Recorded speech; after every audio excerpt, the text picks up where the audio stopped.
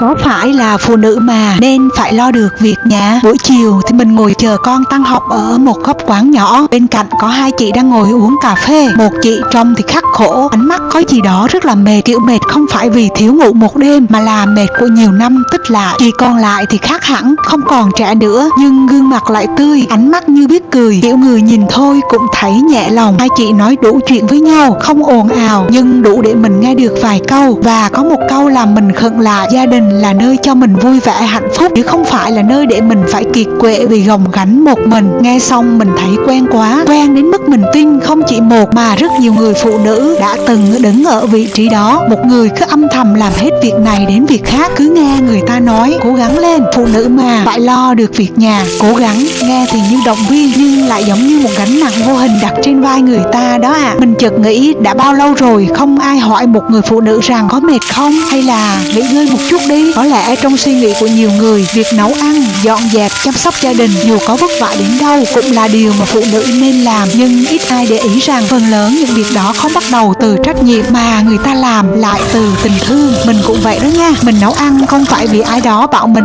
phải làm tốt, mình làm vì mình thương gia đình của mình nè. Mình muốn sau một ngày ai cũng mệt vẫn có một nơi để quay về, có một bữa cơm để ngồi xuống với nhau và để nói cùng nhau vài câu chuyện vụn vặt nhưng mà lại thấy ấm lòng vì được quan tâm, được chia sẻ ha. Bữa cơm nhà mình đơn giản lắm, có nạc nọng heo chiên xém cạnh, miếng thịt khi nấu xong rìa ngoài xém xém vàng giòn nhưng bên trong thì vẫn mềm. Mùi thịt chiên đã thơm, thêm chút nước sốt, mùi tỏi, mùi hành quyện lại thơm đến mức đứng bếp mà cũng thấy đói đó nha. Có cà tím xào thịt bò với lá lốt, thịt bò thì ngọt, cà tím mềm, lá lốt dậy mùi, thêm chút mắm ruốc làm cái vị đậm đà ấy lan ra. Không cần là một món ăn cầu kỳ mà vẫn thấy ngon chi lạ. Có canh măng chua nấu tôm nữa nè, một chút chua thanh, một chút ngọt tự nhiên, ăn vào là thấy dịu lại sau cả một ngày dài nhiều mệt mỏi lo toan ha. Không phải sơn hào hải vị gì nhưng là bữa cơm mà mọi người ngồi gần nhau hơn một chút. Mình nghĩ gia đình vốn dĩ nên là như vậy, là nơi mình được thương chứ không phải là nơi mình phải gồng nè. Và phụ nữ cũng vậy, họ chăm lo không phải vì phải làm mà vì muốn làm đó nha. Nhưng nếu chỉ có một người muốn hoài, còn những người khác quen được chăm rồi thì một ngày sự ấm áp cũng sẽ mỏng đi, đúng không nè? Nên phụ nữ